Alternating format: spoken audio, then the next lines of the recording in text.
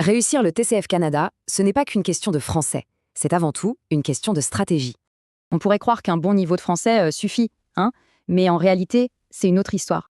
En fait, le TCF Canada, c'est bien plus qu'un test de langue. C'est un vrai test de préparation. Comme le disent les experts, le vrai défi est ailleurs. Alors, quelles sont ces fameuses erreurs stratégiques? Souvent, les points perdus ne sont pas à cause de la grammaire, mais bien de la méthode de préparation. Voilà les 4 pièges qui coûtent vraiment cher. La bonne nouvelle, c'est qu'on peut tous les éviter. Pour les compréhensions, c'est une course contre la montre. La clé du succès, changer complètement de méthode. Lisez les questions d'abord, ça permet de cibler la lecture. Et ça, c'est un gain de temps énorme. L'idée, c'est de comprendre le sens global, pas chaque petit mot. Surtout ne pas se noyer dans les détails.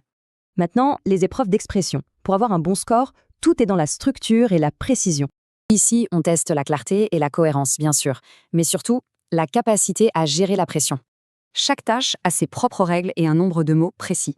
Il faut absolument les respecter. L'oral, c'est souvent la partie qui fait le plus peur. Mais pas de panique, une bonne structure peut tout changer. Regardez ce plan, simple mais super efficace pour organiser ses idées pour le fameux monologue. C'est une bonne base. La première tâche, la présentation, c'est presque des points cadeaux. Un bon départ, ça met tout de suite en confiance. Alors, au final, c'est quoi le secret ultime pour réussir? Eh bien, ça tient en un mot, la pratique. Les experts sont formels, la moitié du temps de préparation doit être consacré aux exercices spécifiques du TCF. Concrètement, ça veut dire quoi? S'entraîner avec un chrono et utiliser les ressources officielles, c'est essentiel. Cette pratique chronométrée, c'est ce qui forge l'endurance et permet de voir où sont les faiblesses avant le grand jour. Un bon plan sur 6 à 8 semaines, c'est la clé. C'est bien plus efficace que tout faire à la fin.